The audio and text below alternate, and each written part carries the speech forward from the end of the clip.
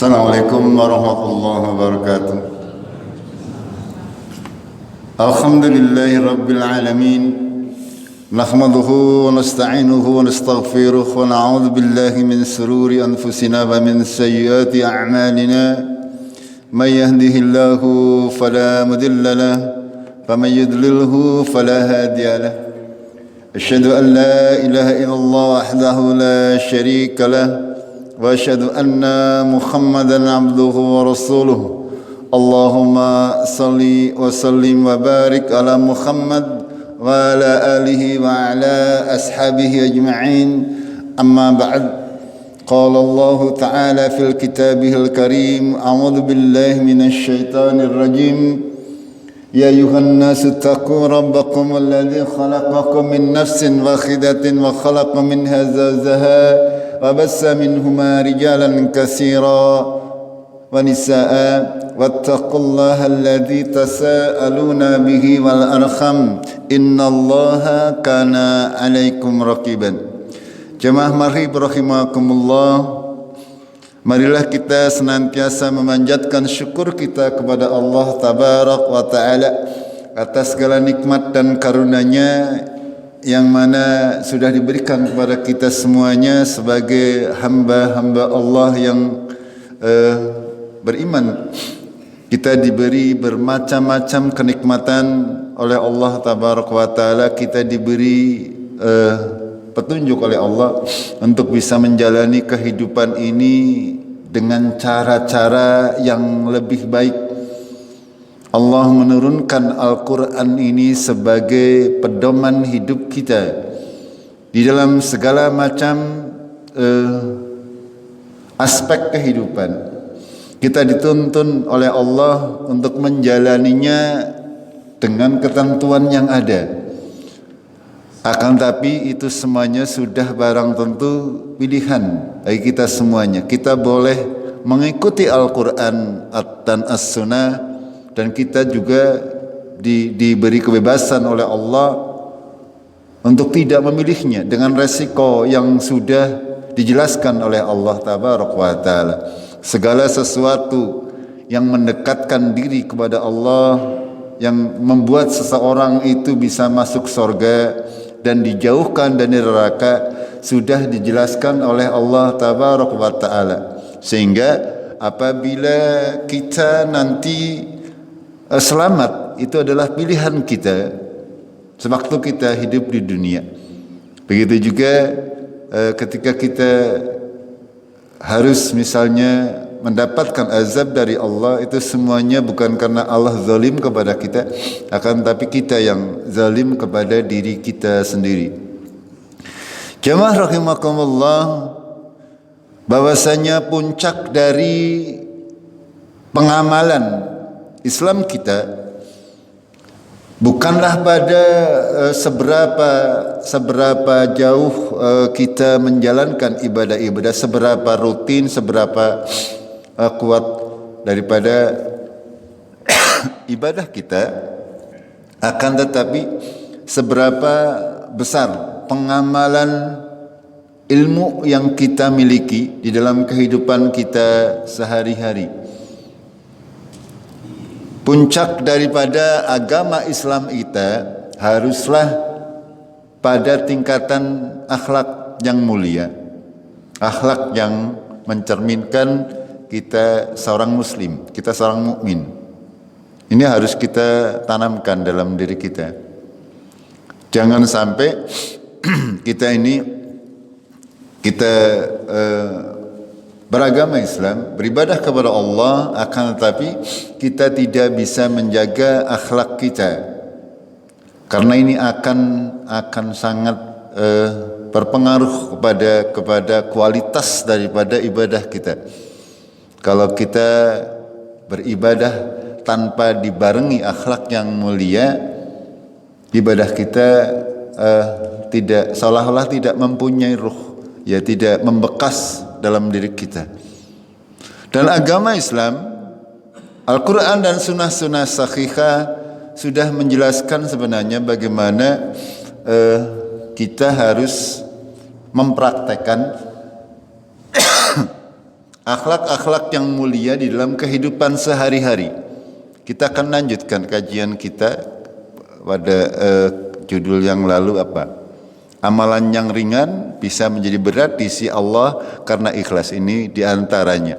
Ya, saya akan lanjutkan sedikit saja terkait dengan bagaimana sebenarnya Islam mengatur hubungan antar manusia, seperti apa prioritasnya. Karena terkadang seorang muslim itu tidak tahu, ya, dia berbuat baik di mana saja. Di luaran sana mereka berbuat baik, ya, aktif dalam kegiatan dakwah, akan tetapi melupakan prioritas yang paling dekat. Ya, dia berbuat baik di mana, di tempat-tempat yang lain, akan tetapi di dalam keluarganya sendiri misalnya, ya, dia tidak berbuat baik. Ini sebuah amalan yang kurang tepat, keliru. Saya tidak mengatakan keliru, akan tetapi kurang tepat. Kita simak terlebih dahulu firman Allah dalam surat An-Nisa ayat 42, maaf. Allah berfirman, a'udzubillahi minasyaitonirrajim wa'budullaha wa la tusyriku bihi syai'an. Ya. Allah memerintah kita untuk menyembah Allah dan jangan syirik kepada Allah. Ini sebagai dasar akidah. Ya. Agama Islam adalah seperti yang sudah kami jelaskan, terkait beberapa aspek yang utama adalah masalah akidah, masalah keyakinan, masalah keimanan. Akidah kita harus benar. Di dalam setiap aspek kehidupan kita harus mempunyai keyakinan yang benar. Yang benar itu seperti apa? Yang sesuai dengan Al-Quran dan As-Sunnah. Sekali lagi, kebenaran itu adalah, kalau kebenaran menurut manusia tidak mutlak, kadang benar, kadang salah. Akan tapi kebenaran yang datangnya dari Allah itu pasti mutlak kebenarannya. Maka dalam kita memupuk keyakinan kita harus benar-benar berdasarkan Al-Quran dan As-Sunnah. Ya, pada hari ini di Indonesia khususnya ada gonjang-ganjing terkait akidah, ya, dengan marak viralnya Pondok Al-Zaitun, ya, Pondok Al-Zaitun di Indramayu, Indramayu nang ndi tahu ngalah Pak Kramat. Saya belum pernah. Ini sebenarnya fenomena yang sudah sangat lama, akan tapi nggak tahu, ya, kita sebagai penonton saja, ya. Kenapa bisa mereka punya akidah yang sangat menyimpang? Kenapa saya katakan sangat menyimpang? Mereka mengatakan kalau Al-Quran itu adalah perkataan Rasulullah. Kalau mau membacakan ayat-ayat Al-Quran, kalau kita Ahlus Sunnah, qalallahu fil Qur'anil Adi, misalnya Allah berfirman di dalam Quran yang besar, ya. Akan tapi mereka tidak mengatakan demikian, akan tapi mereka merubah perkataannya, qala Rasulullah fil Qur'anil Azim. Ini kan sangat jauh. Mereka mengatakan kalau dalam khotbah mereka menyebutkan bahwasanya Nabi Muhammad bersabda di dalam Al-Quran, bukan Allah yang bersabda atau berfirman, akan tapi mereka mengatakan bahwasanya qala Rasulullah sallallahu alaihi wasallam fil Qur'anil Azim. Jadi mereka mempunyai akidah bahwasanya Al-Quran adalah perkataan Rasulullah. Ini akidah. Ini contoh kita berbicara tentang akidah, ya. Itu contoh akidah yang tidak benar, ya, tidak benar. Karena apa? Karena tidak bersumber dari Al-Quran dan As-Sunnah. Ini seperti ini, ya. Begitu juga dengan akidah yang lain, kepercayaan yang sangat banyak dan sangat mendasar terkadang bagi seorang muslim. Semuanya, kalau masalah keyakinan itu berarti kadang kita yakin terhadap sesuatu yang gaib, sesuatu yang tidak bisa kita lihat dengan jelas. Kalau kita mempunyai keyakinan terhadap hal-hal yang gaib kok di luar atau bertentangan dengan Al-Quran dan As-Sunnah, ya, itu berarti akidah kita belum benar. Itu seperti itu. Ya. Orang-orang kita, orang Jawa, apalagi ini sebentar lagi, sekarang bulan Dzulhijjah sudah mendekati akhir bulan, nanti bulan Muharram atau bulan Sura. Biasanya kalau bulan bulan Dzulhijjah ini subhanallah sing namanya barang gawe ya. Walaupun saya jarang kondangan tapi dalam jalur kuning nanti ngedap. Sangat banyak. Akan tetapi nanti di bulan Muharram, ya, di bulan Muharram klek kayong mandek kabeh. Itu. Gimana betul? Nggih, itu. Karena apa? Ini permasalahan akidah. Akidah mereka beranggapan bahwasanya kalau mereka mempunyai hajat di bulan Muharram itu apa membawa sial parane gebroh apa jare zaman kemi ceritanya. Ini akidah. Segala macam akidah yang semestinya tidak boleh. Padahal dalam sebuah atsar Ibunda Aisyah radhiyallahu anha berkata bahwasanya bulan Muharram adalah bulan yang sangat baik untuk melaksanakan pernikahan. Akan tapi syaitan meracuni kita. Aja menikah di bulan Muharram, ya, mbok. Orang parang Nyai Roro Kidul itu. Dan qadarullah, masyarakat lebih percaya kepada ucapan syaitan daripada ucapan Aisyah radhiyallahu anha. Itu seperti itu. Ya, itu. Ini semestinya kita berusaha untuk menghilangkan hal-hal seperti ini. Gitu. Ini sekali lagi yang pertama adalah masalah akidah, menyembah kepada Allah. Ketika akidah kita, kepercayaan kita sudah benar, barulah kita masuk kepada ranah beribadah. Ibadah semuanya. Menyangkut ibadah itu sering saya sampaikan, segala macam, ya, aktivitas kita dari mulai pagi sampai malam itu dalam rangka mendekatkan diri kita kepada Allah Tabaraka wa Ta'ala. Itu namanya beribadah.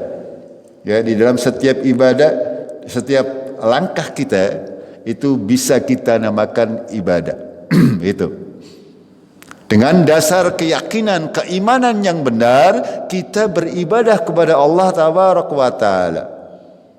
Sekali lagi, harus dengan keikhlasan, harus dengan benar. Jangan sampai kita di dalam beribadah ini kita mempunyai sekutu-sekutu, baik yang kecil maupun yang besar. Harus ikhlas. Gitu. Makanya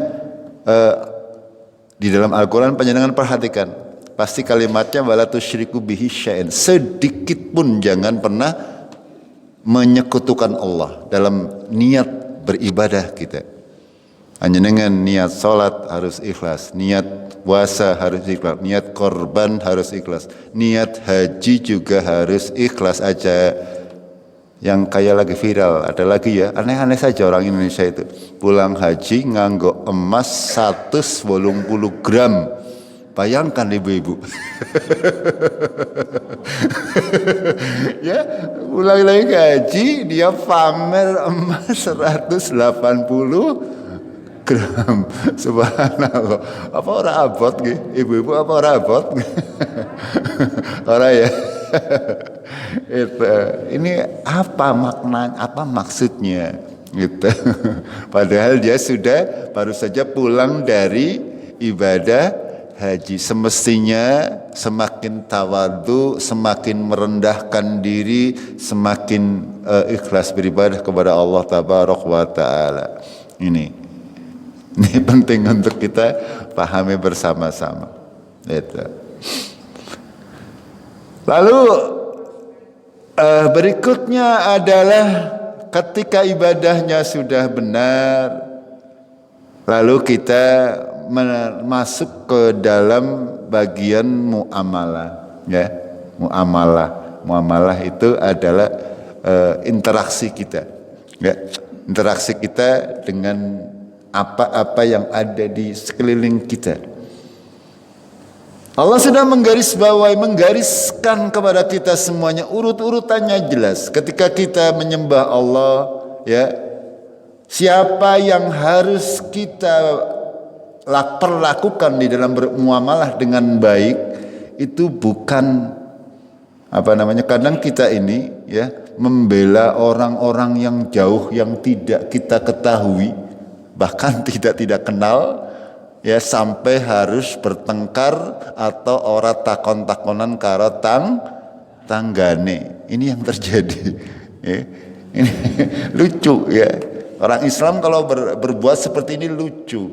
Ya, di mana-mana dia membela orang yang jauh-jauh.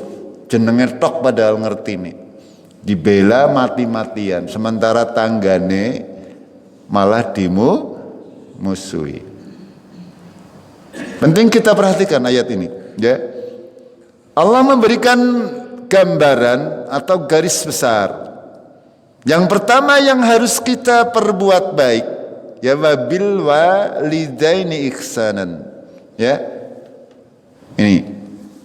Dengan kedua orang tua yang utama dan pertama harus kita bikin prioritas, ya.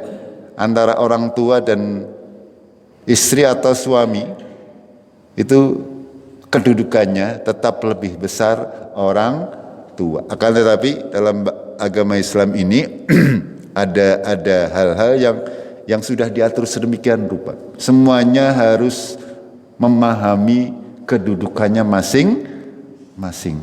Gitu, ya.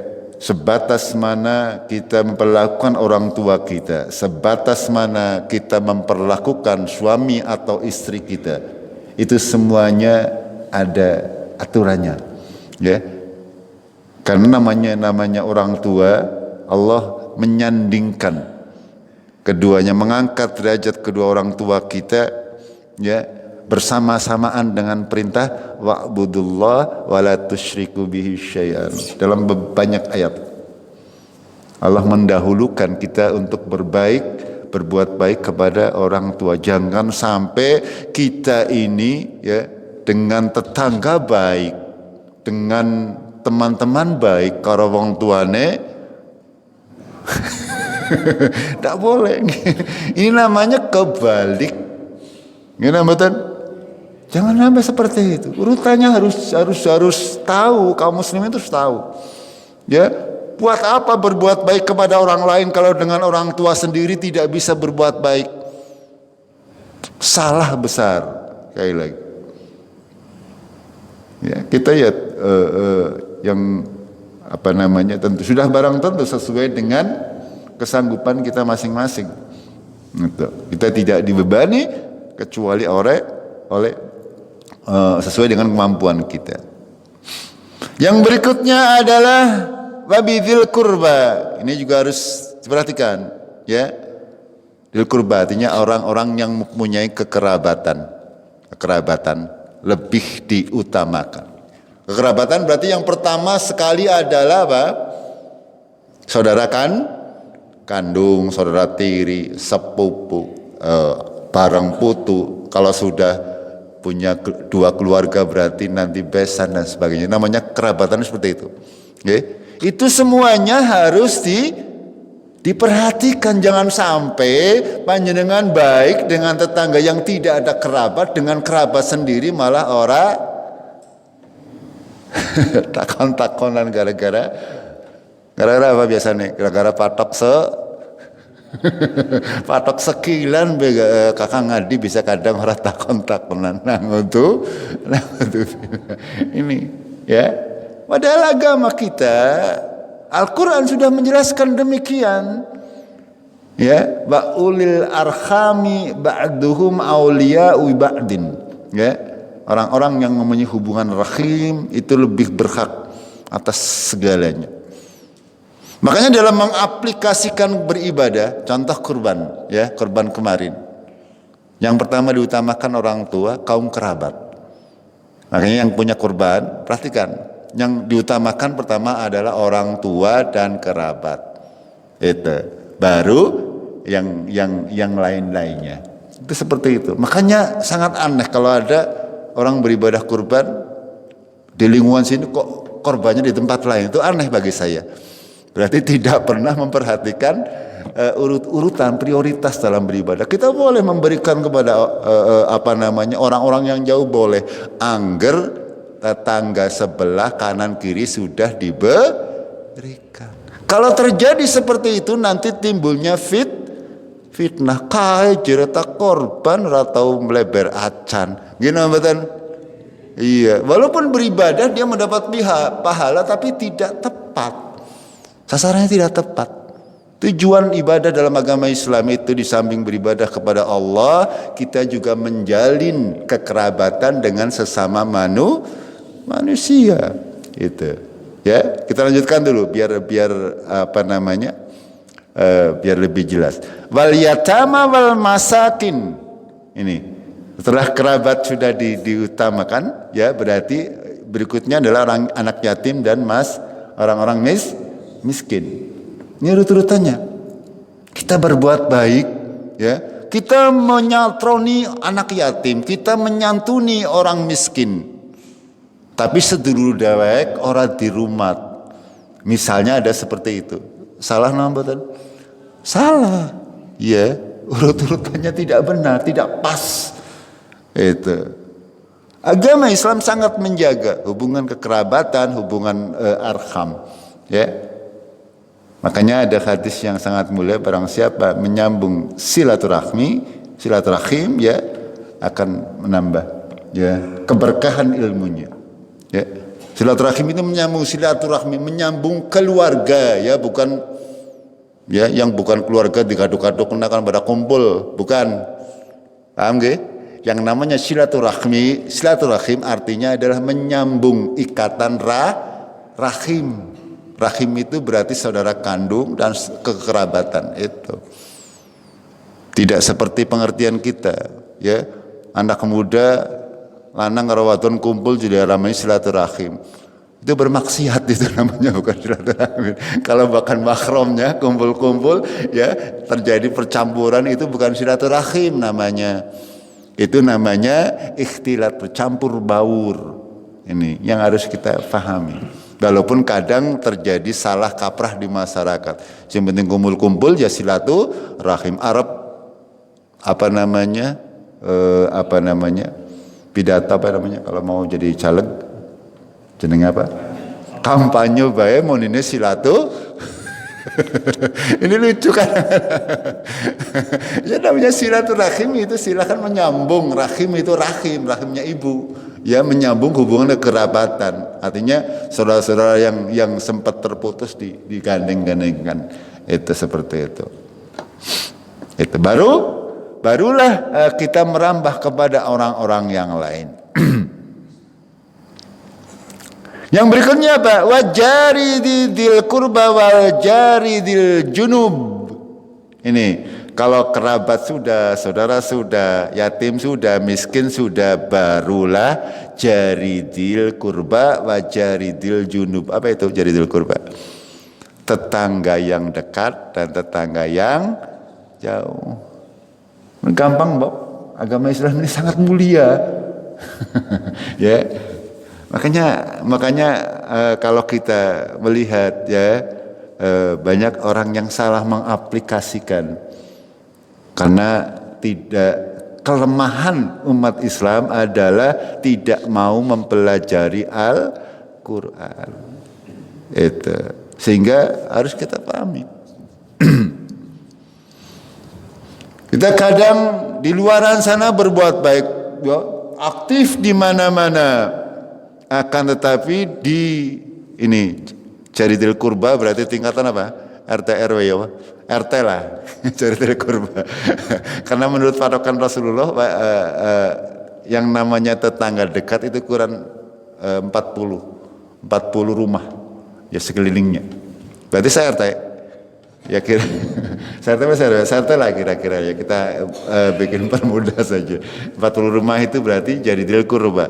Jaridil junub itu berarti sekitar satu RW atau satu desa. Gitu.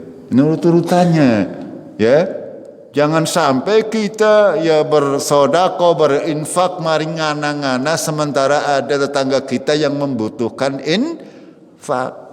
Itu seperti itu, ya. Karena sekali lagi agama Islam sudah mengatur sedemikian rupa. Itu. Ya kadang-kadang kita kan pengennya wah ya kepengen kelihatan di mana sana.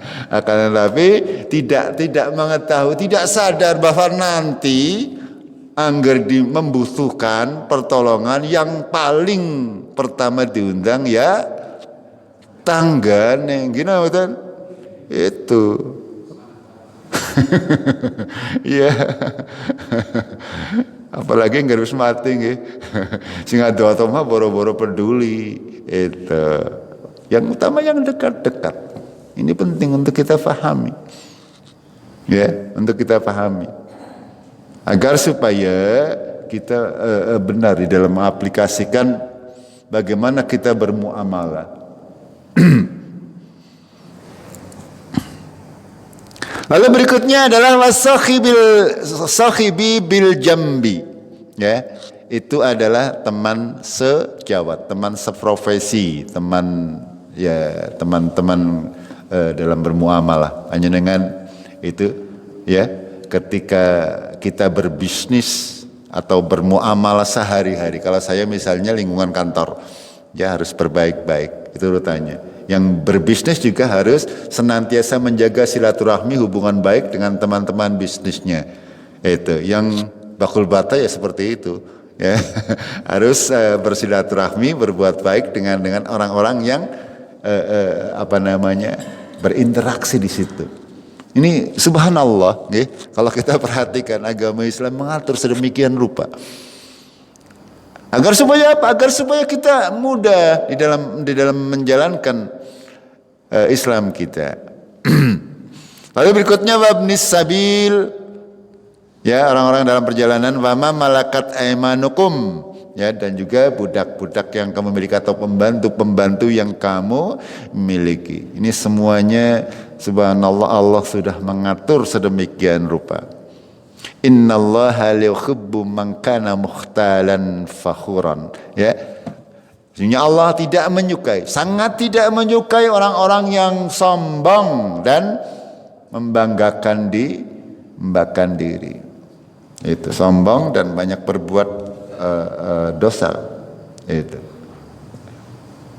Ini makanya kita harus senantiasa di dalam beribadah, dalam segala macam peribadatan, terutama peribadatan yang sifatnya sosial, harus benar-benar memperhatikan, ya, ketika kita memberikan nafkah, ya, yang diutamakan, ya, di sini tidak ada yang hubungan suami istri, bukan berarti tidak termasuk, akan tapi masuk di dalam kelompok besar kerabat. Otomatis, ya, di antara kerabat-kerabat yang paling dekat adalah kerabat yang berada dalam satu keluarga. Jangan sampai ya kita di luaran berbuat baik, akan tapi kepada istri atau kepada suami sendiri atau kepada anak-anak sendiri malah tidak berbuat baik.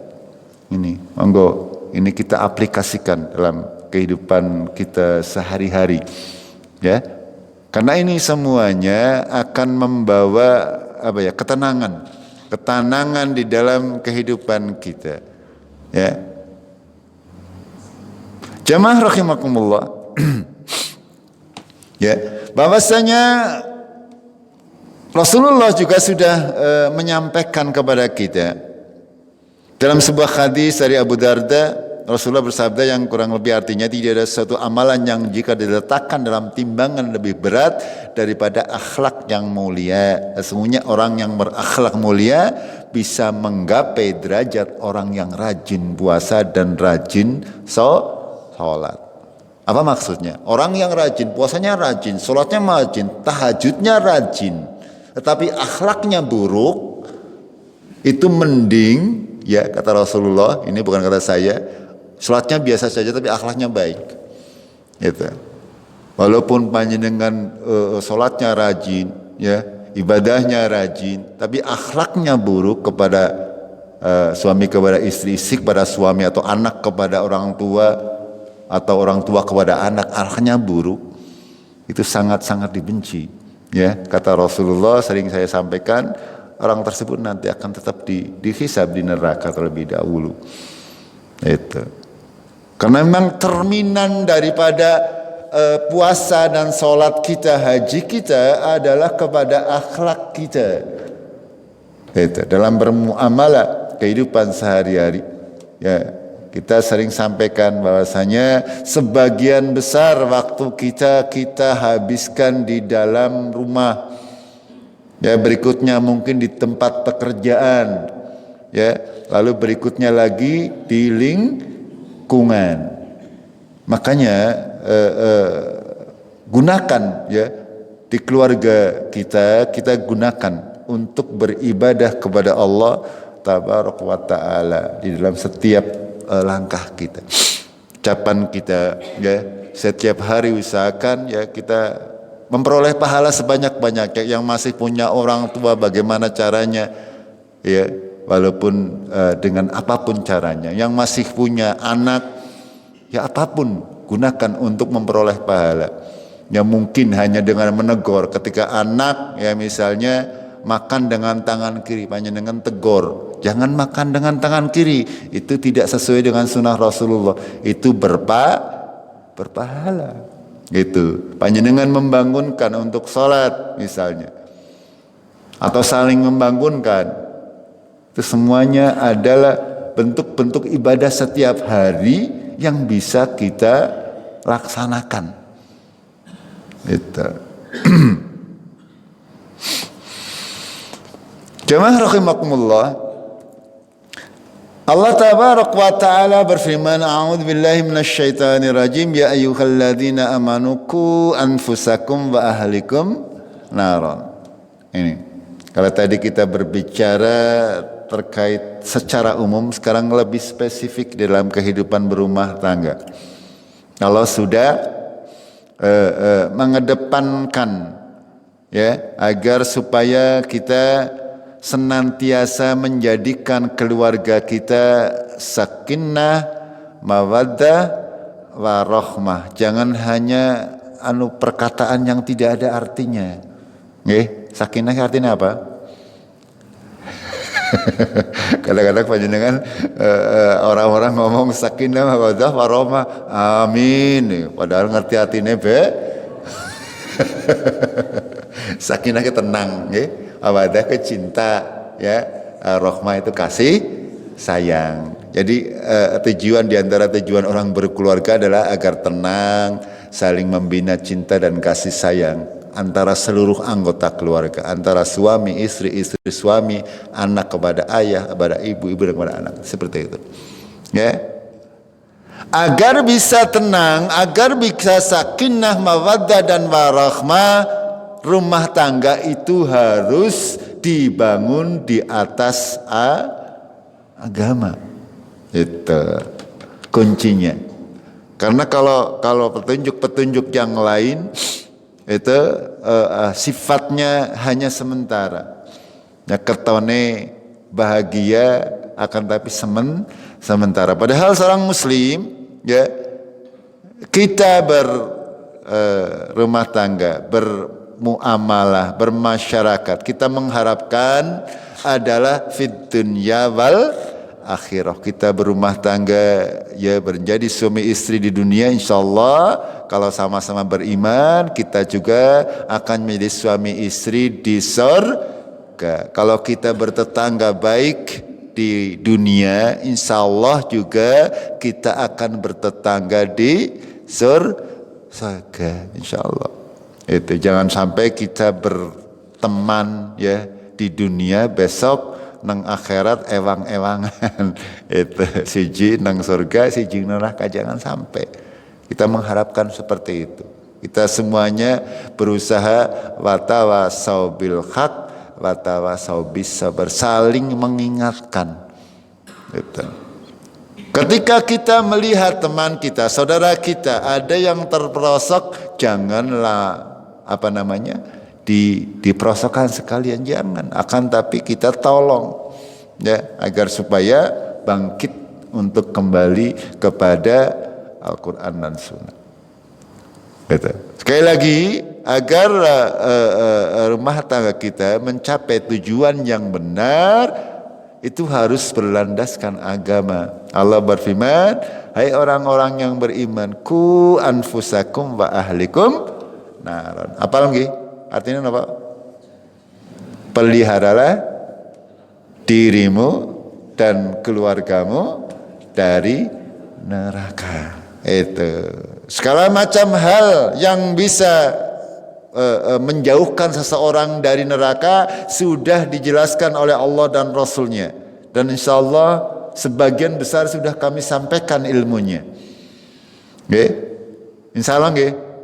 Sudah, panjenengan sudah tahu mana yang boleh, mana yang tidak, mana yang halal, mana yang haram, mana yang sunnah, mana yang bid'ah, mana yang paling baik di antara pilihan-pilihan sudah kami sampaikan ya secara global. Itu. Jadi monggo kita berusaha untuk menjaga diri kita ya dan keluarga kita agar terbebas dari neraka. Itu.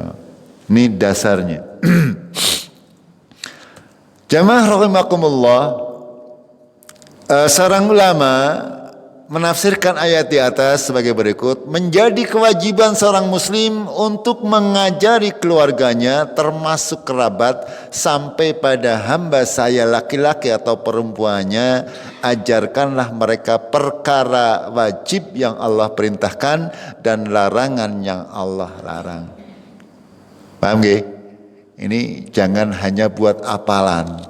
Ini perintah dari Allah Tabaraka wa Ta'ala kepada kita. Ya, tanggung jawab paling besar adalah kaum laki-laki.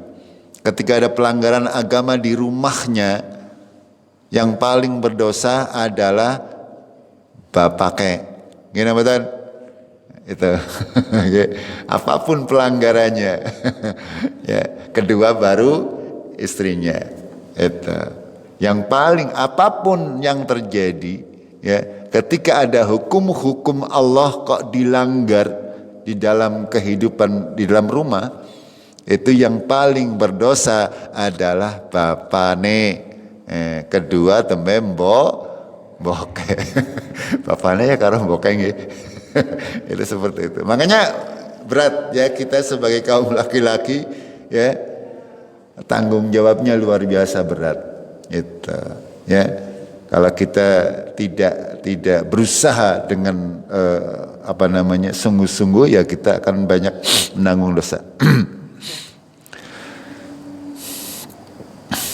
Ya, dalam hadis yang sudah sering kami sampaikan, ya, Rasulullah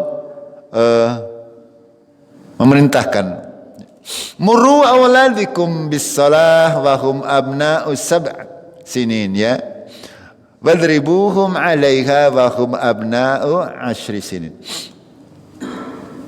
Perintah salat, latihlah anak-anak kita salat ketika berumur berapa tahun?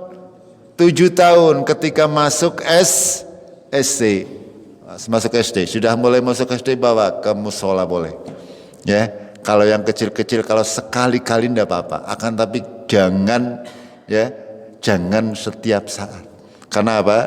Kalau masih di bawah usia itu biasanya masih tidak bisa diatur. Ngenamatan?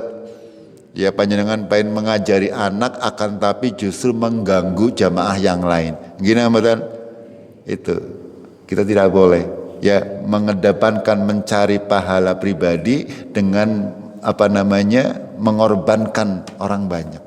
Itu makanya Rasulullah sudah memberikan gambaran, ajari anak-anak kita sholat, anak-anak kalian sholat ketika berumur 7 tahun, ya. Itu artinya bukan berarti tidak boleh dari mulai muda. Ya, kita juga harus mempersiapkan sedini mungkin. Itu akan tapi ketika sebelum 7 tahun itu artinya masih boleh sholatnya bolong-bolong atau sholatnya segeleme, itu masih tidak apa-apa. Akan tapi ketika sudah berumur 7 tahun harus sudah dikontrol sholatnya seperti apa, wudhunya seperti apa dan sebagainya. Menginjak umur 10 tahun harus sudah lengkap sholatnya 5 waktu. Paham gak? Ini yang masih punya anak kecil, monggo diprogram. Diprogram. Jangan si cilik mah gawe maring masjid wis gede temen di jorna bae. Salah maling nggih. Ya karena niatnya ngomong sih nggih.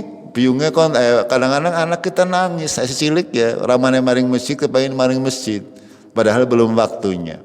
Ya sekali-kali tidak apa-apa saya katakan. Akan tapi kalau setiap hari lalu mengganggu jamaah yang lain itu mudorotnya lebih banyak. Itu. Mudorotnya lebih banyak. Ini perlu kami sampaikan. Ya agar supaya ini sering saya sampaikan. Ini saya ulang lagi saja. Ya akan tetapi ya ketika sudah berumur 10 tahun ke atas itu harus dikontrol. Harus senantiasa ketika kita ke masjid ya dibawa anak-anaknya. Gitu. Anak laki-laki terutama. Anak perempuan boleh diajari di rumah saja ketika umur 10 tahun. Karena memang wanita tidak wajib. Seperti itu. Begitu juga untuk urusan-urusan perempuan misalnya ya. Ketika belum 7 tahun ya belum mencapai usia menstruasi ya boleh. Masih boleh tidak menggunakan jilbab, tidak apa-apa ya. Jangan sampai ya kita diajari boleh, ajari untuk menggunakan jilbab dan sebagainya. Kan tapi belum menjadi sebuah kewajiban. Akan tapi kalau sudah haid itu baru ya ada takhlif, pemberian beban kepada anak-anak perempuan kita untuk mengenakan hijab syar'i. Itu seperti itu. Ini kaidah-kaidah yang harus kita pahami agar supaya apa? Agar supaya ya tadi keluarga kita sakinah, mawaddah, warahmah, tenang. Yang utama kan keluarga kepenginnya tenang gitu. Itu seperti itu. Tenang, saling mencintai, saling berkasih sayang. Bagaimana caranya?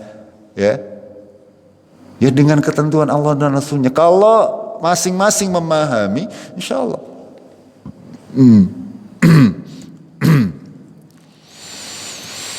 Jamaah rahimakumullah, yang berikutnya adalah ini masalah nafkah. Ini kadang-kadang ya menjadi keluarganya tidak sakinah. Gini betul? Ya, Rasulullah Shallallahu Alaihi Wasallam bersabda, jangan sampai ya kita banyak menghabiskan nafkah di luar, rajin memberi kepada orang, ya maring kancane awean, maring bojone dewek pelit, atau kebalikannya istri maring saudara-saudara tak aweh kabeh maring lanangnya pelit, misalnya ada seperti itu. Tidak boleh ya. Harus saling mengerti, memahami agar supaya sakinahnya itu kita masih bicara sakinah, mawaddah rahmah beda lagi nanti ya. Agar supaya tenang dalam kita berkeluarga. Rasulullah Shallallahu Alaihi Wasallam bersabda, engkau memberinya makan sebagaimana engkau makan, ya, engkau memberinya pakaian sebagaimana engkau berpakaian atau engkau usahakan, dan engkau tidak memukul istrimu di wajah, dan engkau tidak menjelek-jelekannya serta tidak memboikotnya ya selain di rumah.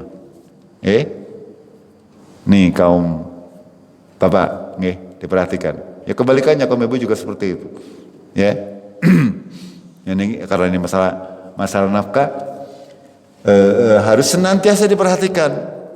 Seberapa yang panjenengan mampu, itulah kewajiban panjenengan. Ya, alal musingi qadaruhu wa alal muqtiri qadaruhu. Bagi yang berkelebihan sesuai dengan kadarnya, yang kesempitan juga sesuai dengan kadarnya. Ya, kaum ibu juga tidak boleh menuntut yang melebihi kemampuan suami. Ketika panjenengan berniat mau berkeluarga, kok di tengah jalan aku karakola orang yang nyukupi, misalnya seperti itu, dan minta cerai misalnya, ini ya itu yang difatwakan oleh Rasulullah, haram mencium bau surga wanita-wanita yang seperti ini ya. Ketika mau menikah kan sudah tahu keadaannya. Gini betul. Itu sudah tahu, harusnya sudah mengerti tingkat ekonominya bagi seperti apa. Kalau sudah berikrar, ya, kok misalnya seorang istri meminta cerai dari suaminya karena dirasa nafkahnya tidak cukup, ini yang dimaksud oleh Rasulullah. Wanita yang seperti ini tidak akan merasakan surga. Itu. Akan tapi ketika ada hal-hal yang tidak memberatkan juga, karena Islam sangat mudah sebenarnya. Ya, kalau memang sang suami gaweane turu saben dina misalnya orang tahu mode dan sebagainya, itu boleh, ya.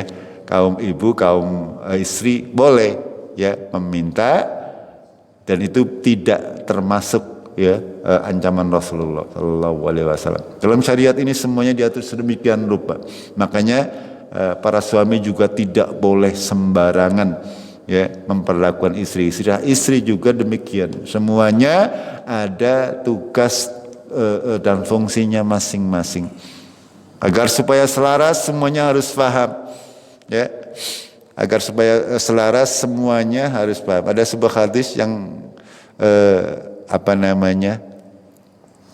dari Hindun binti Ubah, istri dari Abu Sufyan, ya, telah datang berjumpa Rasulullah Sallallahu Alaihi Wasallam sambil berkata, wahai Rasulullah, sesungguhnya Abu Sufyan itu orang yang pelit. Ia tidak memberi kepadaku nafkah yang mencukupi dan mencukupi anak-anakku, sehingga membuatku mengambil hartanya tanpa sepengetahuannya. Apakah berdosa jika aku melakukan seperti ini? Apa aku pengen ibu-ibu? Dosa rambutan? Jawabannya, ya, ketika suami kok pelit misalnya, ya, becer sedina 50.000 misalnya, tuwene 10.000 misalnya, padahal dia mampu untuk memberikan 50.000, maka seorang istri boleh, kata Rasulullah, ya, ambil sesuai dengan kebutuhannya maksudnya, tapi jangan ngambilnya dijikot kabeh, ya. Luput nanti, ya, karena suami itu kadang butuh untuk, ya, usaha dan sebagainya itu, ya. Kalau ini kasus untuk suami-suami yang pelit nggih, kaum ibu nggih.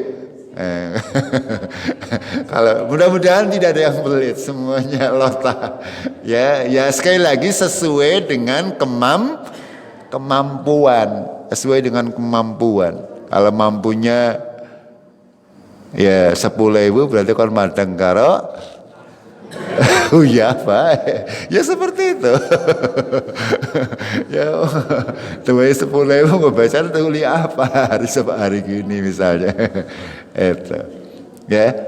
Ketika sudah berjalan sedemikian rupa, monggo, ya, seorang dengan keriduan. Kalau ada seorang istri yang membantu suaminya dalam mencari nafkah, itu diperbolehkan dalam agama Islam. Yang penting suami mengizinkan, dan yang penting tidak meninggalkan kewajibannya sebagai seorang istri. Itu seperti itu. Ini penting untuk senantiasa kita prioritaskan, agar supaya apa? Agar tadi sakinahnya terjaga. Jamaah rahimakumullah, sudah lewat, ya, sampai di sini dulu. Ya, mudah-mudahan bisa kita lanjutkan dengan berikutnya. Hal-hal yang harus jadikan kita dasar agar kita bisa menempatkan diri kita di dalam keluarga, di dalam lingkungan, di dalam kehidupan bermasyarakat sesuai dengan nilai-nilai syariat agama Islam. Begitu nggih? Mudah-mudahan bermanfaat bagi kita semuanya. Kita akhiri dengan kafaratul majlis. Subhanakallahumma bihamdik, asyhadu an la ilaha illa anta, astaghfiruka wa atubu ilaik.